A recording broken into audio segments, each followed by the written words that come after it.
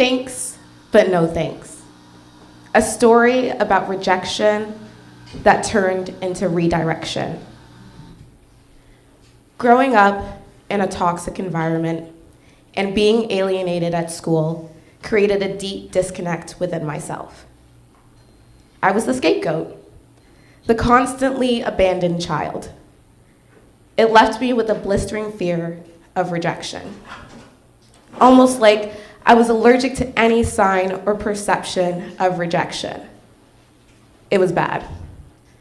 My body would tremble, I'd feel cold, I'd eventually start tearing up with my voice shaking uncontrollably. I'd often leave what seemed like a normal interaction feeling completely depleted. Left to feel like an empty shell of a human being, the shame would then follow. The embarrassment of not being able to govern my own emotions was too much to feel. And so I hid. I dressed to perfection, silenced any sort of unruly voice or attitude, filled my life with distractions, and surrounded myself with people, even the worst kinds of people. But I couldn't say no. I vowed to never be rejected again. Showing vulnerability felt like inviting the very thing I feared most. One day, desperately looking for love, I fell into what most people do, a relationship. I was trained to be the perfect wife and mother. That's all I thought I was good for.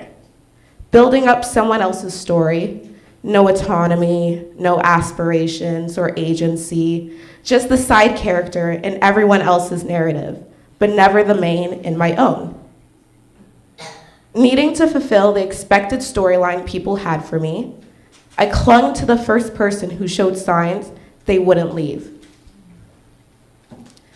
I thought it was the most absolute perfect relationship, but then again, nothing is ever perfect. Like when he said, "I still don't love you," 8 months into the relationship. Or, "I love you like a sister, but don't feel anything deeper," a year in at this point. Or, "You're overreacting and causing all of this." Anyways, I think you guys get the point. They were still with me, but definitely didn't love me. But I told myself, love would come once I fulfilled my mission as the side character. I mean, there had to be a storyline out there where someone who looks like you gets a happy ending, right? But then again, I had no examples of women who looks like me having any kind of story, let alone a happy one. I was essentially playing house, pouring into this completely broken man and building him up from scratch. My money, my time, my energy. I neglected my future and my needs so he could chase his.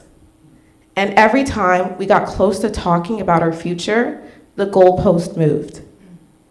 After 3 years, I was broken, emotionally, financially, spiritually, with nothing left to provide him, and me now being sick and tired of not being seen by him. We broke it off. Or really, he broke it off.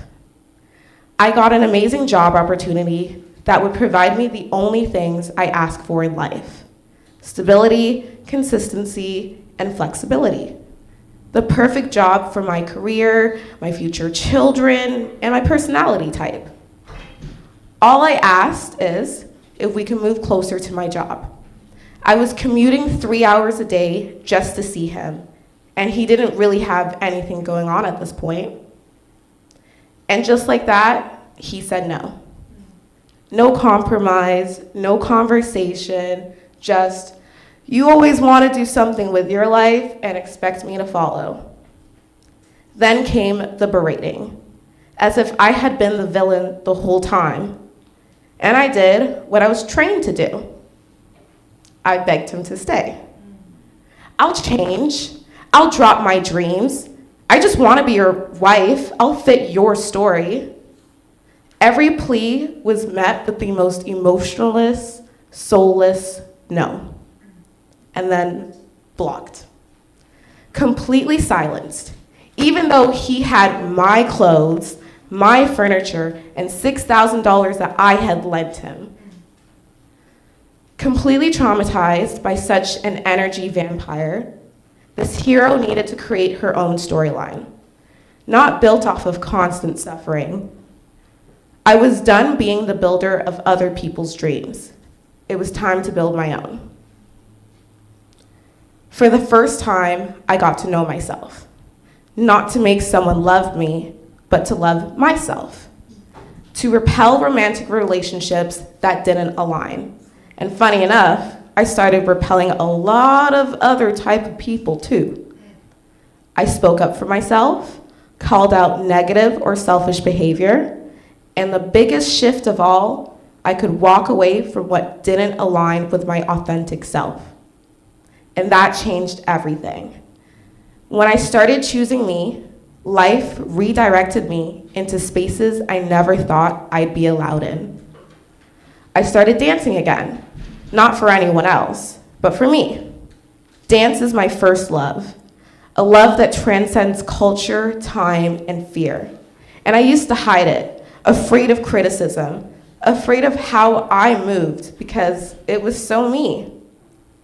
And because I connected with myself, I was rewarded even more. Beyonce noticed me. She actually interacted with and noticed me. And not just her, but her family too. At a Beyonce concert that my ex was influencing me not to go to, Beyonce saw my dancing in the middle of the concert and pointed at me and said, "She slays." Jay-Z then saw my dancing as well, and he complimented it. In that moment, he patted my shoulder and gave me a gold Ace of Spades champagne bottle, completely unopened and ice cold, then said, "Good job." From then, my mission was clear.